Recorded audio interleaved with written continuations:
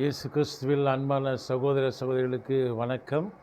இது voice of Jesus evangelical ministry. நான் உங்கள் சகோதரர் வி சுந்தர்ராஜ் ஃப்ரம் தர்மபுரி.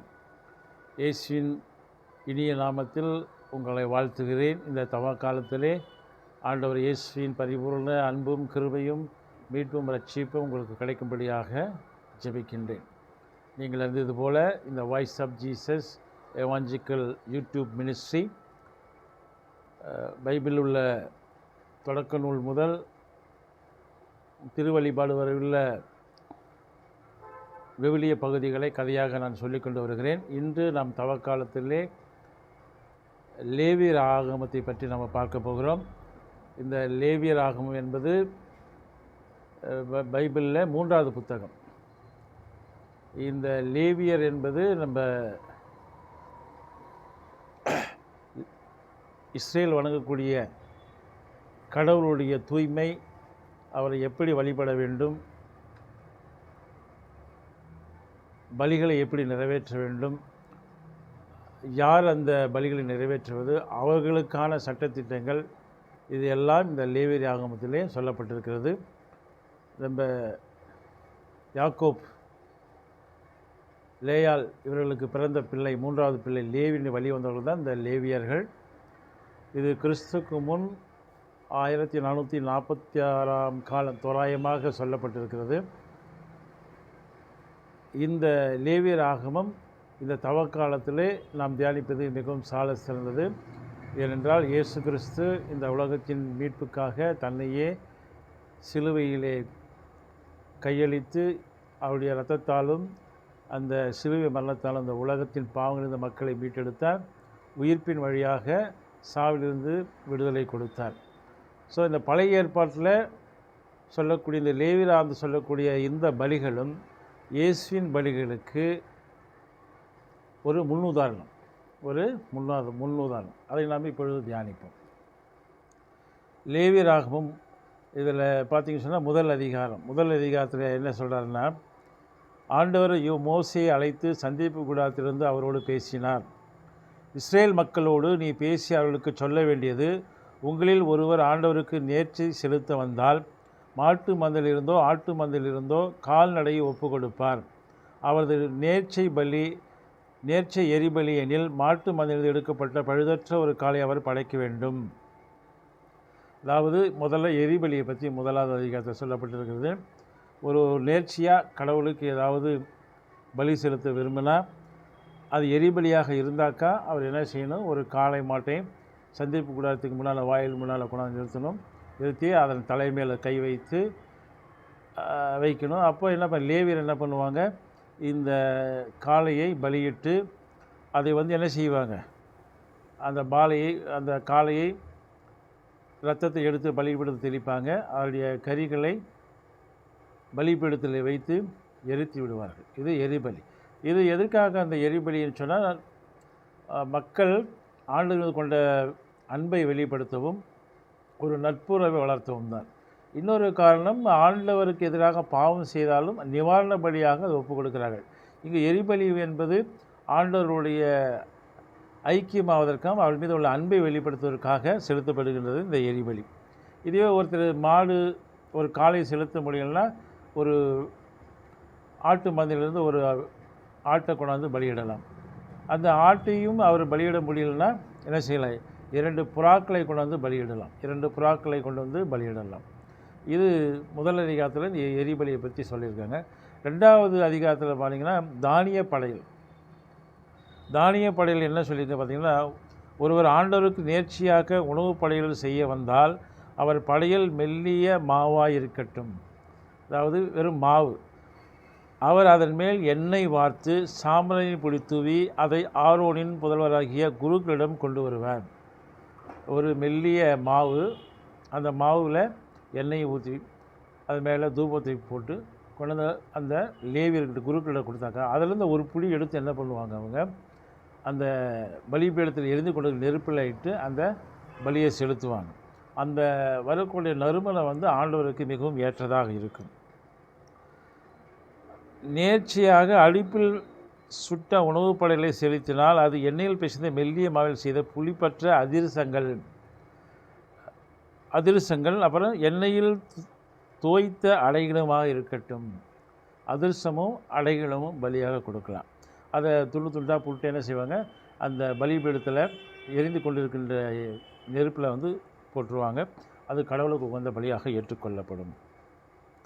உனது நேர்ச்சை 2வது அதிகாரம் 7வது வசனம். உனது நேர்ச்சை சட்டியில் செய்யப்படுகிற உணவுப் படையலினில் அது மெல்லிய மாவால் எண்ணெயில் செய்யப்பட வேண்டும். இம்முறையில் செய்யப்பட்டவற்றை ஆண்டவருக்கு உணவுப் படையலாக செலுத்துவாயாக. அந்த எரிபலி போக மீதி இருக்கிறது அந்த ஆர்வனும் அவங்களும் எடுத்துக்குவாங்க. அப்புறம் அந்த உணவுப் படையல் நம்ம எதாவது செலுத்தும் போது 11வது வசனம் பார்த்துங்க. ஆண்டவருக்கு செலுத்தும் உணவுப் படையல் எதுவும்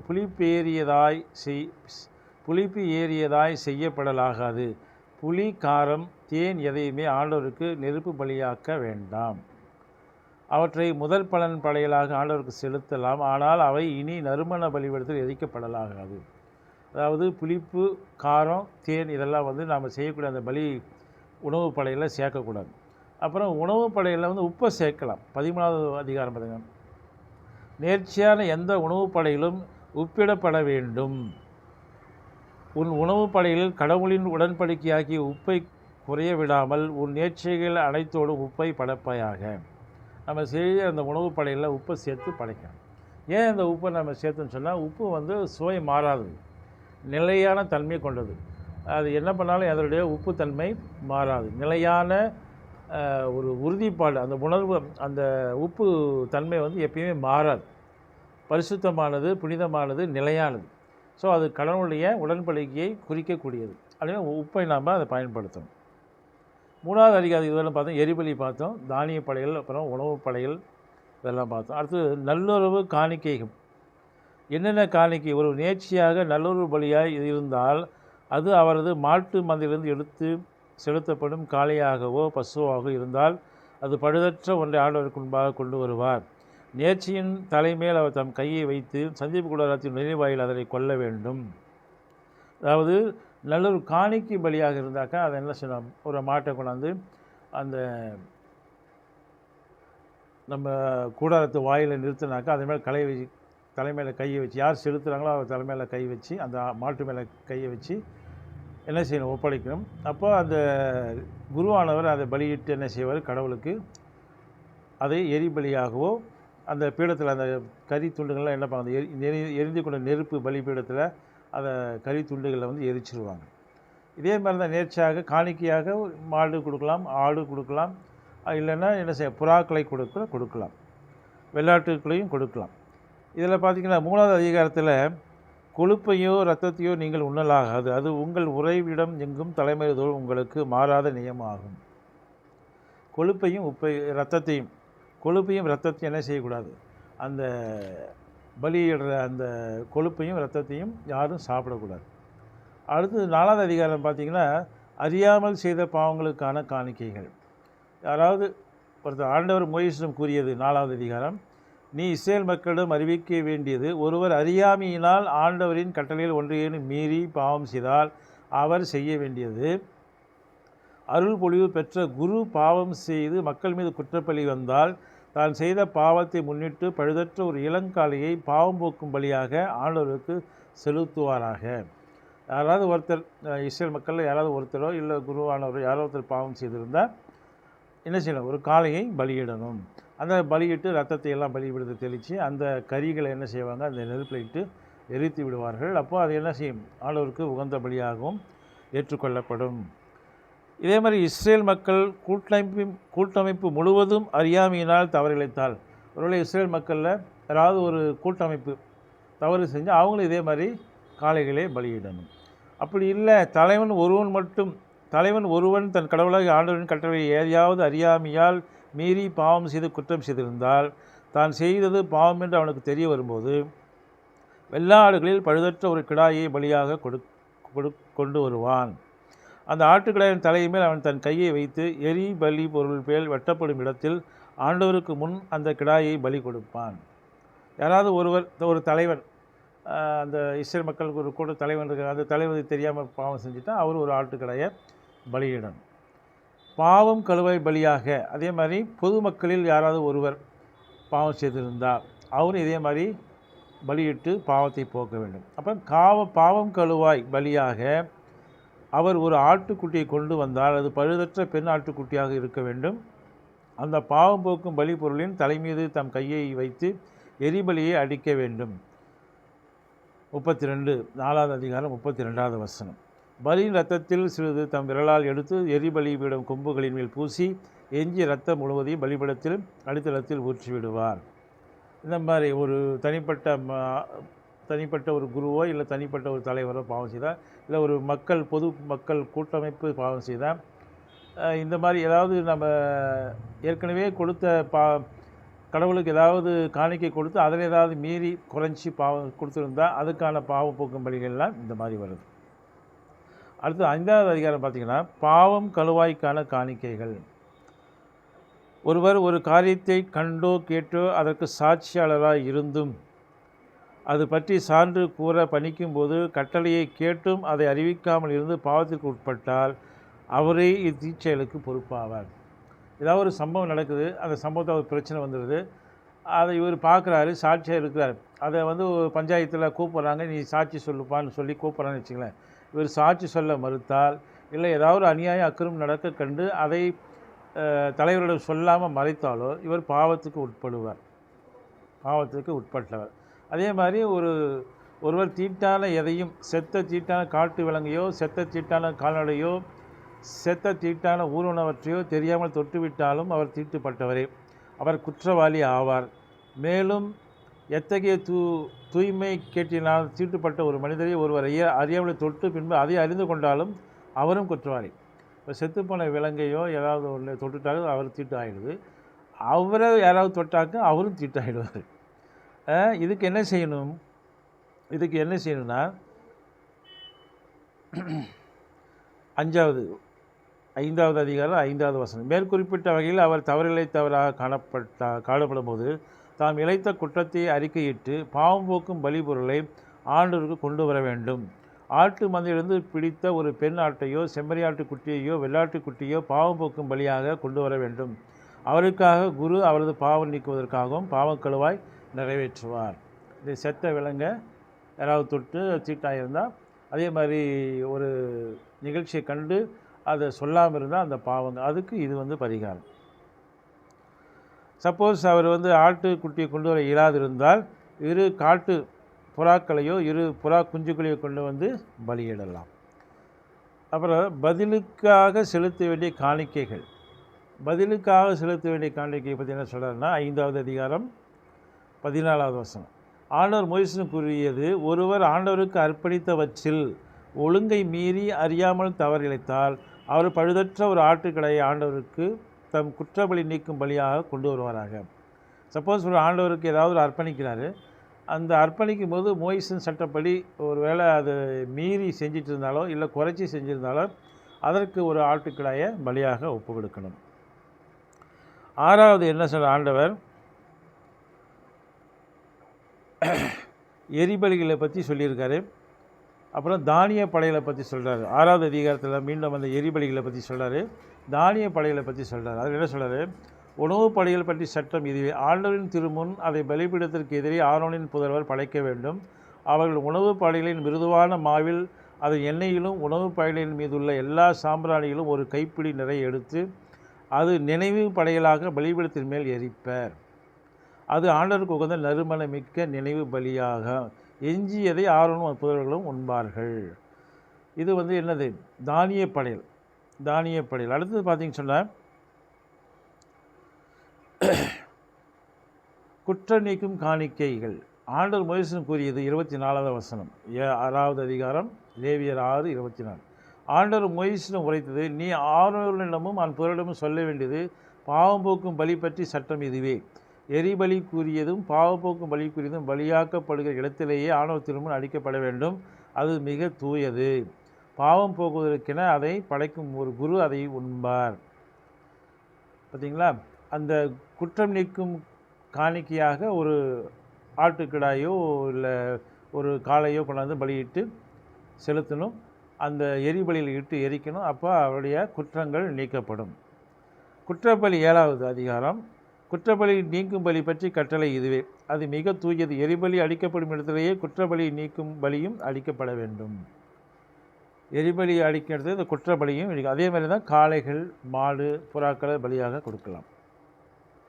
அடுத்து நல்லுறவு காணிக்கைகள் பற்றி சொல்கிறாங்க. ஆண்டவருக்கு ஒருவர் செலுத்தும் நல்லுறவு பலி பற்றி சட்டம். நல்லுறவு பலி எதுக்காகன்னா ஆண்டவர் மீது கொண்ட அன்பை வெளிப்படுத்துவதற்காக. இதுவரையிலும் பார்த்தா யாராவது தப்பு செஞ்சால் அதற்கான பலிகள். எரிபலின்றது அது பொதுவாகவே ஆண்டவர்களுக்கு ஒரு ஆண்டவர் மீது அன்பை வெளிப்படுத்த, அவருடைய உறவை மேன்மைப்படுத்த அந்த எரிபலி. அதுக்கு அடுத்து சொன்னதெல்லாம் பாவம் நீக்கும் பலி, குற்றபலி, இதெல்லாம் சொன்னேன். இப்போ வந்து நல்லுறவு காணிக்கும் பலினா ஆண்டவர் கடவுள்கிட்ட இருக்க உறவை வெளிப்படுத்துவதற்கான பலி. ஆண்டவருக்கு ஒருவர் செலுத்தும் நல்லுறவு பலியை பற்றி சட்டம் இதுவே. அவர் அதை நன்றி கடனாக செலுத்தினால் எண்ணெயில் தேய்த்த புளிப்பற்ற நெய்யப்பங்கள், எண்ணெய் பூசி புளிப்பற்ற அடைகள், மெல்லிய எண்ணெயில் நன்கு பிசைந்து செய்த நெய்யப்பங்கள் ஆகியவற்றை நன்றி பலியோடு கொண்டு வர வேண்டும். புளித்த மாவினால் செய்த நெய்யப்பங்களை நன்றி கடனாக செலுத்தும் நல்லுறவு பலியும் தமது நேர்ச்சியாக அவர் கொண்டு வருவார். ஒவ்வொரு காணிக்கையிலும் ஒன்றை எடுத்து ஆண்டவருக்குரிய பங்காக படைக்க வேண்டும். இப்பொருள்கள் நல்லுறவு பலியின் இரத்தத்தை தெளிக்கும் குருவுக்கே உரியது. நன்றி கடனாக செலுத்தும் நல்லுறவு பலியின் இறைச்சி படைக்கப்படும் நாளில் உண்ணப்பட வேண்டும். விடியும் மற்றும் அதில் எதையும் மீதி வைக்கலாகாது. இந்த நல்லுறவு பலி இதை என்ன செய்யணும்? பலியிட்டு அன்றே அதை சாப்பிடணும். அதை மீதி வைக்கக்கூடாது. இந்த மாதிரி பலிகளை பற்றி ஆண்டவர் மோசேயிடம் உரைத்தது, நீ இஸ்ரேல் மக்களிடம் மாடு, ஆடு, வெள்ளாடு இவற்றின் கொழுப்பை நீங்கள் உண்ணலாகாது. வசனம் 7வது அதிகாரம் 22வது வசனம். மறுபடி 7வது அதிகாரம் 27வது வசனம். இரத்தத்தை உண்ணும் எவரும் தம் இனத்திலிருந்து விலக்கப்பட்டவர் ஆவார் என்று சொல். இப்போ இந்த காளையெல்லாம் பலியிடுறாங்க இல்லையா? பலியிட்டு என்ன செய்கிறாங்க? அந்த கறிகளையெல்லாம் என்ன செய்கிறாங்க? அந்த எரிச்சிடுறாங்க. சிலது வந்து என்ன பண்ணுவாங்க? அந்த குருக்கள் ஆரோன் அவங்க எடுத்துக்குவாங்க. சில பலிகள் இந்த நல்லுறவு பலியெல்லாம் வந்து அன்றைக்கே சாப்பிட்றணும் இல்லையா? அதெல்லாம் என்ன செய்யக்கூடாது? அந்த கொழுப்பையும் ரத்தத்தையும் சாப்பிடக்கூடாது. ரத்தம் வந்து உயிருள்ள, அதாவது உயிருக்கு முக்கியமான காரணம் ரத்தம். அதனால் பைபிள் படி என்ன செய்யக்கூடாது? ரத்தத்தை யாருமே சாப்பிடக்கூடாது. ஒரு விலங்கை பலியிட்டாலோ இல்லை விலங்கு கறி சமைச்சு சாப்பிட்டாலோ ரத்தத்தை வந்து என்ன செய்யக்கூடாது? சாப்பிடக்கூடாது. கொழுப்பையும் சாப்பிடக்கூடாது பைபிள் பிரகாரம். இதுதான் வந்து என்ன பண்ணுறாங்க, என்ன சொல்லியிருக்கங்க?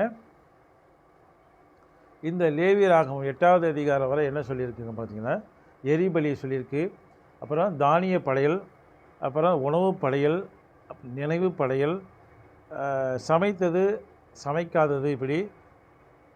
அப்புறம் அதுக்கப்புறம் பார்த்திங்க சொன்னீங்கன்னா முதல் பலன் உணவு படையல், தானியங்கள், வயலில் விளைஞ்ச தானியங்கள் என்ன செஞ்சோம்? நெருப்பில் இட்டு வறுத்து அதை என்ன செய்யணும்? காணிக்கையாக ஒப்பு கொடுக்கணும். அப்புறம் நல்லுறவு காணிக்கை பலி, அறியாமல் செய்த பாவங்களுக்கான பலி. இப்படி பலிகளை பற்றி லேவியர் ஆகமத்தில் 1 முதல் 10 அதிகாரம் வரை என்ன எரிபலியை பற்றி சொல்லியிருக்காங்க, உணவு படையலை பற்றி சொல்லியிருக்காங்க, பாவ போக்கும் பலியை பற்றி சொல்லியிருக்காங்க, குற்றப்பலி நீக்கும் பலியை பற்றி சொல்லியிருக்காங்க, திறநிலைப்படுத்தும் பலி, நல்லுறவு பலி, இப்படி 6 வகையான பலிகளை பற்றி மக்கள் செலுத்த வேண்டும் என்று இந்த லேவியர் ஆகமத்தில் சொல்லியிருக்காங்க. அதுக்கப்புறம் பார்த்திங்கன்னா ஆரோன் அவர் தம் மகன்கள் ஆகியோரின் திருநிலைப்பாடு. ஏற்கனவே விடுதலை பயன் நூலில் நம்ம பார்த்தோம். ஆரோனுக்கு அந்த குருக்களாக வேலை செய்கிறவங்களுக்கு தனியாக உடை தயாரிக்கணும், அவனை திருநிலைப்படுத்தணும். பார்த்தீங்கன்னா விடுதலை பயணத்தில் பார்த்தோம். இப்போ அதே தான் திருப்பி சொல்லப்படுது. ஆரோனுக்காக அவங்க குருத்துவ பணி அவங்களுக்காக செய்யப்பட்ட அந்த உடைகளை அணிவித்து அவங்களை இந்த சந்திப்பு கூடாரம் வாயிலில் கொண்டு வந்து அவங்களை குளிப்பாட்டி அந்த ஆடைகளை அணிவித்து எண்ணெய் பொழிவு செய்து அவர்களை பரிசுத்தப்படுத்தி அவர்களுக்காக பாவ நிவாரணம் போக்கும் பலியாக காளைகளை பலியிட்டு அவர்களை திருநிலைப்படுத்த வேண்டும் என்று 8வது அதிகாரத்தில் சொல்லப்பட்டிருக்கு. அதுக்கப்புறம் பார்த்தீங்க சொன்னீங்கன்னா 9வது அதிகாரத்தில் என்ன பண்ணால் அதே மாதிரி தான் அந்த ஆரோன் திருநிலைப்படுத்தப்பட்ட பின்னால் அவர் பலி செலுத்தி பாவம் போக்கும் பலிகளை செலுத்தி என்ன செய்கிறார்? மாட்டை பலியிட்டு பாவம் போக்கும் பலிகளை எல்லாம் செலுத்தி என்ன செய்கிறார்? பின்னர் ஆரோன் இந்த பலிகளை செலுத்த பின்னர் ஆரோன் மக்களுக்கு நேராக தம் கைகளை உயர்த்தி அவர்களுக்கு ஆசி வழங்கினார். தாம் பாவம் போக்கும் பலியை எரிபலி நல்லுறு பலிகளை செலுத்திய பின் கீழே இறங்கினார். மோசேயும் ஆரோனும் சந்திப்பு கூடாரத்தினுள் நுழைந்தனர். பின்னர் வெளியே வந்து மக்களுக்கு ஆசி வழங்கினர். அப்போது ஆண்டவருடைய மாட்சி மக்கள் அனைவருக்கும் தோன்றியது. ஆண்டவர் முன்னிலிருந்து நெருப்பு புறப்பட்டு வந்தது. பலிபீடத்தின் மேலிருந்து எரிபலியும் கொழுப்பையும் விழுங்கியது. மக்கள் அதை கண்டு ஆரவாரம் செய்து முகங்குப்புற விழுந்தனர். இப்படி பலிகளை பற்றி எல்லாம் சொல்லியாச்சு. ஆரோன் புதர்களும் திருநிலைப்படுத்துறது எப்படி, திருநிலைப்படுத்தி அவங்களுக்கு பாவம் போக்கும் பலியை செலுத்தி அந்த சந்திப்பு கூடாரத்திலிருந்து ஆரோனும் மோசேயும் வெளியே வந்து மக்களை ஆசீர்வதிக்கிறாங்க. மக்களை ஆசீர்வதிக்கும் போது என்ன ஆகுது, ஆண்டவர் முன்னிலையில் நெருப்பு புறப்பட்டு வந்து அந்த பலிபீடத்தில் வச்சிருக்கக்கூடிய அந்த பலி பொருட்களை வந்து பலிபீடத்தின் மேலிருந்து எரிபலியும் கொழுப்பையும் விழுங்கியது. மக்கள் அதை கண்டு ஆரவாரம் செய்து முகங்குப்புற விழுந்து வணங்கின. அந்த ஆண்டவர் வந்து அந்த பலிகளை நெருப்பாக வந்து ஏற்றுக்கொள்கிறார். அவங்க செய்கிற அந்த பலி பொருட்களை நெருப்பாக அந்த விழுங்கி விட்டதுன்னு சொல்கிறாங்க. அந்த நெருப்பாக அப்படியே வற்றி எரிந்து ஆண்டவரை ஏற்றுக்கொண்டார். அப்போ அவங்க ஆண்டவருடைய மாட்சியை கண்டார்கள், முகங்குப்புற விழுந்து வணங்கினார்கள். 10வது அதிகாரத்தில் என்ன தப்பு நடக்குதுன்னா, நாதாப்பு அபிகு ஆகியோரின் பாவம். ஆண்டவர் ஏற்கனவே சொல்லியிருக்காரு. என்ன சொல்லியிருக்காருன்னா, விடுதலை பயனுள்ள ஒரு பலிபீடம் எப்படி இருக்கணும், சந்திப்பு கூடாரம் எப்படி இருக்கணும், எல்லாம் எது எப்படி இருக்கணும்னு சொல்லியிருக்காரு. அதே மாதிரி ஒரு எரிபலிக்கான நெருப்பு எப்படி இருக்கணும், அந்த நெருப்பு எங்கேருந்து எடுக்கணும் அப்படின்லாம் சொல்லியிருக்கு. இவங்க என்ன பண்ணுறாங்க, இந்த நாதாப்பு ஆபிக்கு ஆகியோர் என்ன செய்கிறாங்க, 10வது அதிகாரம் லேவியராகும் 10வது அதிகாரம், ஆரோனின் புதல்வர்களான நாதாப்பும் அபிகுவும் தம் தூப கலசத்தை எடுத்து அதில் நெருப்பையும் தூபத்தையும் விட்டு ஆண்டவர் கட்டளைக்கு எதிராக நெருப்பை கொண்டு சென்றனர். உடனே ஆண்டவரிடம் இருந்து நெருப்பு விரைந்தெழுந்து அவர்களை விழுங்கியது. அவர்கள் ஆண்டவர் முன்னிலேயே மடிந்தனர். அந்த எரிபலி பீடத்தில் எரிந்து கொண்டிருக்கிற நெருப்பை கொண்டே தூபம் காட்டணும். அதை விட்டுட்டு இவங்க என்ன செய்கிறாங்க, ஒரு புது நெருப்பை உண்டாக்கி அதை கொண்டு போகிறாங்க. அது ஆண்டவருக்கு பிடிக்கல. உடனே அங்கே வந்து ஒரு பெரிய நெருப்பு பிரளயமே உண்டாகி அந்த நெருப்பில் அவங்க 2 பேருமே இறந்துடுறாங்க. உடனே மோசே என்ன பண்ணுறாரு, ஆரோனின் சிற்றப்பனாகிய உசியேலின் புதல்வராகிய மீசாவேலையும் எல்சாபேலையும் அழைத்து, நீங்கள் இங்கே வந்து உங்கள் சகோதரின் சடங்களை தூயகத்தின் முன்னின்று எடுத்து பாளையத்துக்கு வெளியே கொண்டு போங்கள் என்றார். மோசே சொன்னபடி அவர்கள் சென்று அவர்கள் சடலங்களை அவர்கள் உடைகளோடும் எடுத்து பாளையத்திற்கு வெளியே கொண்டு போனார்கள். அப்புறம் குருக்களுக்கான ஒழுங்குமுறையை பற்றி சொல்லியிருக்கு. 10வது அதிகாரம் 8வது வசனம் பாருங்கள். ஆண்டவர் ஆரோனுக்குரிய, நீரும் உம்மோடு உம் புதல்வரும் சாகாதிருக்க வேண்டுமெனில் நீங்கள் சந்திப்பு கூடாரத்திற்குள் நுழையும் போது திராட்சை ரசத்தையோ மதுவையோ குடிக்க வேண்டாம். அது உங்கள் தலைமுறை தோறும் மாறாத நியமமாக இருக்கட்டும். தூயதற்கும் தூயவற்றதற்கும் தீட்டுள்ளதற்கும் தீட்டற்றதற்கும் வேறுபாடு தோன்றும்படி ஆண்டவர் மோசேயை கொண்டு இஸ்ரேல் மக்களுக்கு கூறி அறிவித்த அவருடைய எல்லா சட்டங்களையும் நீங்கள் மக்களுக்கு போதிக்கும்படி இது என்று முழுதாய் நியாயமாக விளங்கும். அதாவது சந்திப்பு கூடாரத்துக்குள்ளே ஆரோன் புதரில் போகும்போது என்ன செய்யக்கூடாது, திராட்சை ரசத்தையோ மதுவையோ அறிந்து போதையில் போய் பணிவிடை செய்யக்கூடாது. அப்படி செஞ்சால் அவங்க இறந்து விடுவார்கள் என்று ஆண்டவர் கட்டளை இடுகிறார். இதுதான் வந்து 10 அதிகாரங்கள். முதல் 10 அதிகாரங்கள் என்ன சொல்லியிருக்காங்க, எரிபலியை பற்றி சொல்லியிருக்காங்க, அப்புறம் உணவு படையலை பற்றி சொல்லியிருக்காங்க, பாவம் போக்கும் பலியை பற்றி சொல்லியிருக்காங்க, குற்றம் பலி நீக்கும் பலியை சொல்லியிருக்காங்க, திரைநிறுத்தும் பலி, நல்லூறு பலி, அப்புறம் தானிய படையல், உணவு படையல், இந்த மாதிரி நேர்ச்சைகள் இதெல்லாம் பற்றி அழகாக சொல்லி, இந்த பலிகளில் எதுக்காக செலுத்துன்னு சொன்னால், நான் முதல்ல ஆண்டவர் மீது கொண்ட அன்பை மேன்மைப்படுத்த, தான் கொண்ட அன்பை வெளிப்படுத்த, பலப்படுத்த இந்த பலிகளை மக்கள் எடுத்தார்கள். 2வது, தான் தெரிந்தோ தெரியாத பாவங்களுக்கு பரிகாரமாக மோசே சொன்ன சட்டப்படி பலிகளை ஒப்பு கொடுத்தார்கள். இப்போ நம்ம தவக்காலத்தில் இருக்கோம். இந்த தவக்காலத்தில் நாம் இருக்கும்போது இந்த பலிகள் எல்லாம் இயேசுவின் பலிகளுக்கு ஒரு முன் உதாரணம், முன் அடையாளம். ஆண்டவர் இயேசு என்ன செய்ய உலகத்தின் பாவங்களுக்காக தன்னையே பலியாக கொடுத்து தன்னுடைய சிலுவை மரணத்தாலே இந்த உலகத்தின் பாவங்களை எல்லாம் சுமந்து பாவத்திற்கான தண்டனையும் சுமந்து அனுபவித்து மக்களுக்கு விடுதலை கொடுத்துருக்காங்க, இந்த உலகத்துக்கு விடுதலை கொடுத்துருக்காங்க. அதனால தான் வருகின்ற ஃப்ரைடே என்ன சொல்கிறோம், குட் ஃப்ரைடேன்னு சொல்ல போகிறோம். இப்போது பழைய ஏற்பாட்டில் காளைகளை பலியிட்டாங்க, காளைகளை பலியிட்டாங்க, ஆடுகளை பலியிட்டாங்க, புறாங்களை கொடுத்தாங்க, எல்லாம் கொடுத்தாங்க. இப்போது நாம் என்ன பலிகளை கொடுக்குறோம்? ஆண்டவருக்கு நாம் என்ன பலிகளை கொடுக்கிறோம் அப்படின்றத பைபிளில் ஒரு அழகான ஒரு உதாரணத்தோடு உங்களுக்கு சொல்கிறேன் பாருங்கள்.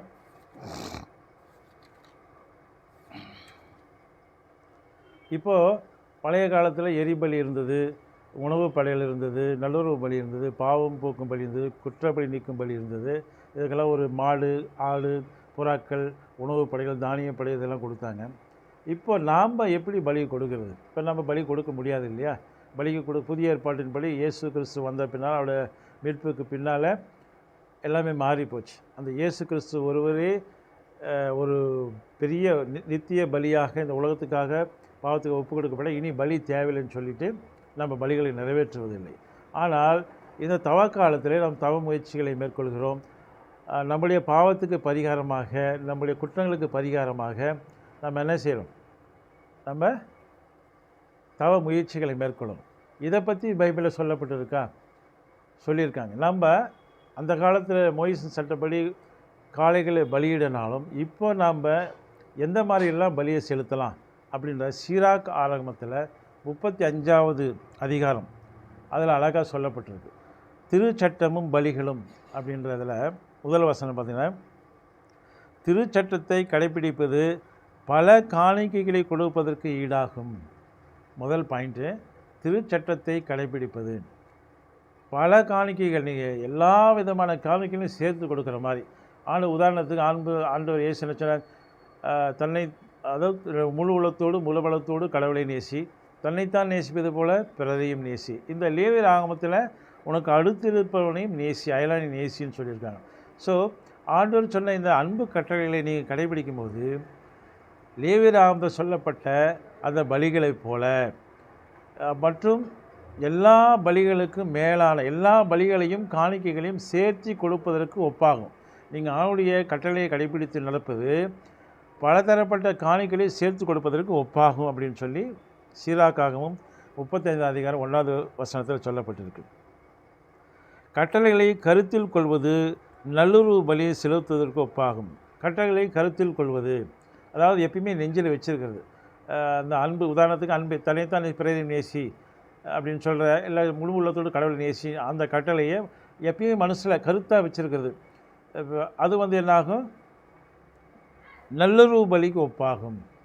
நல்லுறவு பலிக்கு கடவுளையை ஏதாவது எப்பயுமே அன்பு செய்கிறது, ஆண்டவர் கட்டளையை கடைபிடிப்பது, அவர் சொன்ன போதனைகளை எல்லாம் நம்ம கடைபிடிப்பது. உதாரணத்துக்கு என்ன செய்யும்? இப்போ தவக்காலத்தில் என்ன செய்கிறோம்? நம்ம நோன்பு இருக்கிறோம், எல்லாமே செய்கிறோம். உணவு உண்றதில்லை, 30 நாள் 40 நாள் நோன்பு, 30 நாள் நோன்பு, சில பேர் கடைசி 10 நாள் நோன்பு, இப்படி நோன்பெல்லாம் இருப்பாங்க.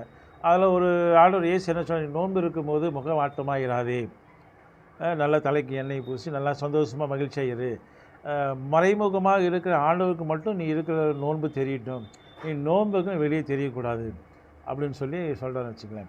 ஸோ இந்த சட்டத்தை நம்ம அறிஞ்சிருந்தோம், இந்த நம்ம கட்டளையை அறிஞ்சிருந்தோம்னா நாம் அதுக்கு தகுந்த மாதிரி என்ன செய்யணும்? நாம் ஒரு நோன்பு இருக்கும்போது சந்தோஷமாக மகிழ்ச்சியாக இருக்கணும், முகவாட்டமாக இல்லாமல் சந்தோஷம் மகிழ்ச்சியாக இருக்கணும் அப்படின்னு சொல்கிறது. அப்புறம் உடைய வலது கை கொடுப்பதை இடது கை அறியக்கூடாது. யாருக்கும் உதவி செஞ்சுன்னா அது நீ இந்த மாதிரி உதவி செஞ்சுட்டேன் அப்படின்னு எல்லாருக்கும் சொல்லிகிட்டே இருக்கும். அந்த மாதிரிலாம் இருக்கணும். இந்த மாதிரி சின்ன சின்ன இந்த கட்டளைகள் எல்லாம், இயேசு சொன்ன கட்டளைகள் எல்லாம் மனதில் இருத்துவது, கருத்தாய் கொள்வது நல்லுறவு பலிக்கு ஒப்பாகும். அடுத்தது 2வது வசனம் பார்த்திங்கன்னா, சீராக்கின் ஞான நூல் 35வது அதிகாரம் 2வது வசனம், அன்புக்கு கைமாறு செய்வது மாவு படையில் அளிப்பதற்கு இணையாகும். அன்புக்கு கைமாறு செய்வது மாவு படைகளுக்கு இணையாகுமா? அன்புக்கு கைமாறு செய்வது என்ன? யாராவது நமக்கு ஒரு ஹெல்ப் பண்ணுறாங்கன்னு வச்சுக்கோங்க, உடனே தேங்க்ஸ், ரொம்ப தேங்க்ஸுங்க அப்படின்னு சொல்லி ஒரு நன்றி உணர்வோடு இருப்பது. அப்புறம் என்ன செய்வாங்க? அன்புக்கு உடனே பரிகாரம் செய்வது. அன்புக்கு பரிகாரம்னா என்ன? அவங்க செஞ்ச அன்பை நாம் நன்றியோடு ஏற்றுக்கொள்வது, நன்றி உள்ளவர்களாக இருப்பது. இது என்ன ஆகும்? இது எப்படிப்பட்டது? மாவு படைகளுக்கு ஒப்பானது. அடுத்தது பார்த்திங்கன்னா, தர்மம் செய்வது நன்றி பலி செலுத்துவதாகும். தர்மம் செய்வது நன்றி பலி கடவுளுக்கு நன்றி பலி. இப்போ நம்ம திருப்பலி நன்றி திருப்பலி ஒப்பு கொடுக்குறோம், பாசாயிடம் நன்றி திருப்பலி, சுகப்பிரசன் நன்றி திருப்பலி, இந்த மாதிரி எல்லாத்தையும் நன்றி திருப்பலி கொடுக்குறோம். அதே மாதிரி லேவியர் ஆகமத்திலையும் பலிகள் ஒப்பு கொடுக்கப்பட்டது.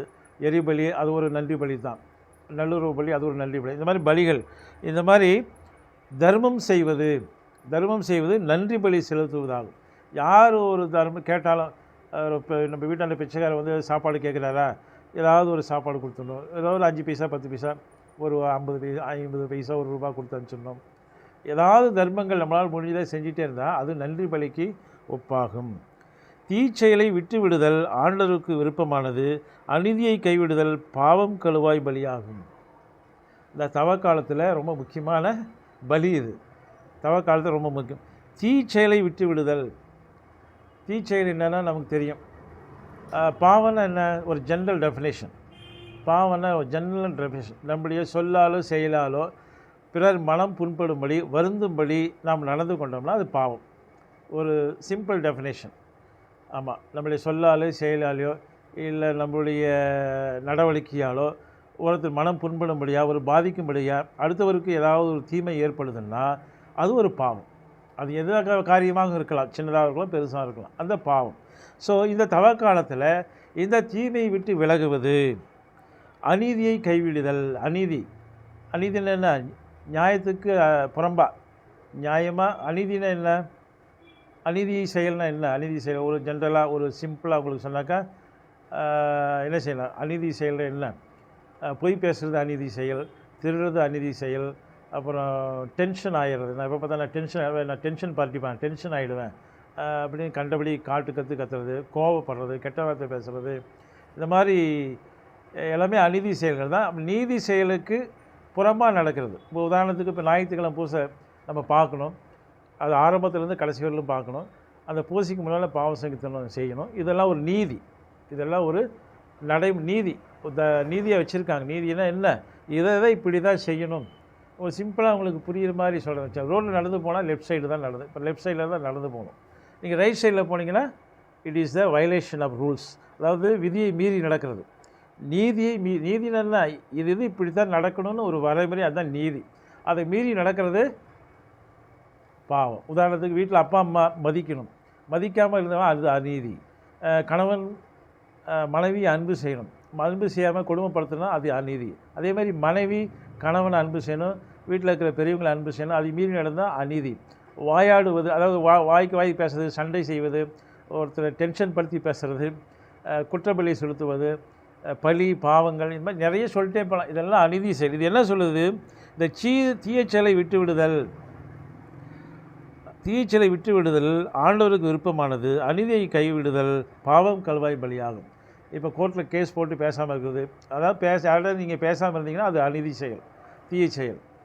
ஒப்புரவாகணும், அன்பில் ஒப்புரவாகணும். ஸோ அது எப்படியப்பட்டது, பாவம் கழுவாய் பலியாகும். நீங்கள் அந்த அநீதி செயலையெல்லாம் விடுறது பாவம் கழுவாய் பலியாகும். அது அடுத்தது பார்த்திங்கன்னா, ஆண்டவர் திருமுன் வெறுங்கையோடு வராதே, கட்டளையை நிறைவேற்றவே பலிகளை எல்லாம் செலுத்து. கட்டளை நிறைவேற்றிய பலிகள் எல்லாம் செலுத்து. இப்போது லேவியர் ஆகமத்தில் ஆடு மாடு கொடுக்குற பலியை பார்த்தோம். இந்த சீராக் ஆகமத்தில் நாம் அன்பு செய்கிறது ஒரு பலி, தேவ வசனத்தை கடைப்பிடிக்கிறது ஒரு பலி, அப்புறம் தீயச்செயலை விட்டுறது பலி, அநீதியிலிருந்து விடுபடுறது ஒரு பலி, நன்றி பலி, தர்மம் செய்கிறது ஒரு நன்றி பலி. இப்படி பலிகள், இன்றைய நாம் செலுத்த வேண்டிய பலிகள் இதுதான். இன்றைய பலிகள் இதுதான். ஆண்டவரை தாராளமாய் மாட்சிப்படுத்தி உன் உழைப்பின் முதல் கனிகளை கொடுப்பதில் கணக்கு பார்க்காதே. நம்ம முதல் கனியை என்ன செய்யணும், காணிக்கையாக கொடுக்கணும். அடுத்தது பார்த்திங்கன்னா, கொடை வழங்கும் போதெல்லாம் முகமலர்ச்சியோடு கொடு, 10ல் 1 பங்கை மகிழ்ச்சியோடு கடவுளுக்கு உரித்தாக்கு. 10ல் 1 பங்கை நம்ம கொடுக்குறோம், ஒரு சிலர் கொடுக்குறாங்க, நம்ம மேக்ஸிமம் 10ல் 1 பங்கு நம்ம கொடுக்குறது இல்லை. நமக்கு முடிந்த காணிக்கையை கொடுக்கணும். ஆனால் 10ல் 1 பங்கு என்ன செய்யணும், பைபிள் படி கொடுக்கணும். உன்னத இறைவன் உனக்கு கொடுத்திருப்பதற்கு ஏற்ப நீயும் அவருக்கு கொடு. உன்னால் முடிந்த அளவுக்கு தாராளமாக கொடு. ஆண்டவரே கைமாறு செய்வார், 7 மடங்கு உனக்கு திருப்பி தருவார். நீ செய்கிறது எல்லாமே 7 மடங்கு ஆண்டவர் உனக்கு திருப்பி தருவார். ஏழைக்கு கடன் கொடுக்குறவன் கடவுளுக்கு கடன் கொடுக்குறேன் அப்படின்னு சொல்லி பைபிள் சொல்லுது. அன்பு சகோதரர்களே, இதுவரை நாம் லேவியர் ஆகமத்தில் 1 முதல் 10 அதிகாரங்களும் அதில் சொல்லப்பட்டிருக்க பலிகளை பற்றி பார்த்தோம். இந்த தவக்காலத்திலே ஆண்டவர் இயேசு ஒரு உண்மையான இந்த உலகத்தின் பாவுக்கும் பலியாக தன்னையே ஒப்புக்கொடுக்கின்றார். ஸோ அந்த பலிகள் இயேசுவின் பலிக்கு முன்னுதாரணமாக இருந்தது. அந்த இயேசுக்கு பிறகு நாம் செலுத்த வேண்டிய பலிகள், நல்லுறவு பலிகள் என்ன, நன்றி பலிகள் என்ன, அப்புறம் இந்த காணிக்கை பலிகள் என்ன அப்படின்றதெல்லாம் நம்ம நம்முடைய செயல் மூலியமாக எப்படி செய்யலாம் அப்படி இதுவரை பார்த்தோம். ஸோ இதை நீங்கள் இந்த தவக்காலத்தை மனதில் வச்சுக்கோங்க. மனதில் வச்சுக்கிட்டு ஆண்டவருக்கு செய்ய வேண்டிய பலிகளை அன்றாட நம்ம வாழ்க்கையில் என்ன செய்யணும், சீராக்காமத்தில் சொல்லப்பட்டபடி பலிகளை நாம் செலுத்தி ஆண்டவரை மகிமைப்படுத்த வேண்டும். இதுதான் இன்றைய லேவியராகமத்தில் நம்ம தியானத்தின் மூலியமாக தெரிந்து கொண்ட விஷயங்கள். எனவே அன்பு சகோதரர்களே, இந்த தவக்காலத்தில் ஆண்டவருடைய மன்னிப்பையும் மீட்பையும் ரட்சிப்பையும் பெற நாம் தியானித்த இந்த பலிகளை எல்லாம் ஆண்டவருக்கு செலுத்தி இந்த மீட்பு திருவிழாவின் ஆசீர்வாதத்தை பெற்றுக்கொள்ள நாம் ஆண்டவரை ஜெபிப்போம். சின்னவர் ஜெபம் செஞ்சுமா. எங்கள் அன்பின் ஆண்டவரே இயேசுவே, இந்த வேலைக்காக நன்றி செலுத்துகிறோம். இந்த உலகத்தின் பாவத்தின் மீட்புக்காக நீர் உம்மையே பலியாக கொடுத்தீரப்பா. உமது பலியை நாங்கள் எண்ணி தியானிக்கின்றோம். உமது பலிகளைப் போலவே நாங்களும் எங்கள் அன்றாட வாழ்க்கையிலே நீர் விரும்புகின்ற அன்பு பலிகளையும் நல்லுறவு பலிகளையும் நாங்கள் எங்கள் செயல்கள் மூலமாக, பக்தி மூலமாக உமக்கு நன்றியோடு செலுத்தி உமது அன்பையும் மீட்பையும் ரட்சிப்பையும் பெற இந்த தவக்காலத்திலே உலகம் முழுவதும் இருக்கின்ற எல்லா கிறிஸ்துவ மக்களையும், உம்மை அறியாத மக்களையும் நீர் ஆசீர்வதித்து உமது மீட்பின் கொடையின் கீழ் கொண்டு வர வேண்டும் என்று எங்கள் ஆண்டவராம் இயேசு நாமத்தில் வேண்டுகிறோம் பிதாவே, ஆமென். நன்றி சகோதரர்களே. இந்த யூடியூப் சேனல் உங்களுக்கு பிடிச்சிருந்தா இதை உங்கள் நண்பர்களுக்கும் சகோதரர்களுக்கும் உறவுகளுக்கும் நீங்கள் பகிர்ந்து கொள்ளுங்கள். லைக் கொடுங்க, சப்ஸ்கிரைப் கொடுங்க. சில பேர் என்னோடு சேர்ந்து ஊழியம் செய்கிறாங்க. சில நண்பர்கள் ஏதாவது ஊழியம் செய்கிறீங்க, ஏதாவது ஒரு பணிகளை செய்யுங்கன்னு சொல்லி எனக்கு உதவி செய்கிறாங்க. அந்த மாதிரி உதவி செய்கிறவர்களுக்கு நன்றி. ஒரு சில பேர் உதவி செய்திருக்காங்க, உதவி செய்தவங்களுக்கு நன்றி. அவர்கள் கொடுக்கின்ற அந்த காணிக்கைகள் அவள் விருப்பப்படி பிறருக்கு பயன்படும்படியாக பயன்படுத்தப்படுகின்றது. எனவே ஆண்டவருக்கும் நன்றி. இந்த நற்செய்தி பணி சிறப்பாக நடைபெற நீங்களும் ஜெபியுங்கள், எனக்கு உதவுங்கள். நீங்கள் இந்த நற்செய்தி பணியில் சேர்ந்து பணியாற்ற விரும்பினால் என்னோடு நீங்கள் தொடர்பு கொண்டு உங்கள் பகுதிகளிலே ஜெபக்கூட்டங்கள் நடத்த நீங்கள் என்னை அழைக்கலாம். அதேபோல் இந்த யூடியூப் சேனலை பிறருக்கு நீங்கள் அறிமுகப்படுத்தி அதன் மூலமாக நீங்கள் நற்செய்தியை பணியில் ஈடுபடலாம். எனவே உங்கள் அன்பையும் ஜெபத்தையும் அன்போடு எதிர்பார்க்கின்றேன். உங்களுடைய அன்புக்கும் ஜெபத்திற்கும் என் நன்றி. இயேசு நாமத்திலே உங்கள் அனைவருக்கும் நன்றி கூறி விடைபெறுகிறேன். நன்றி, வணக்கம். ஆமென்.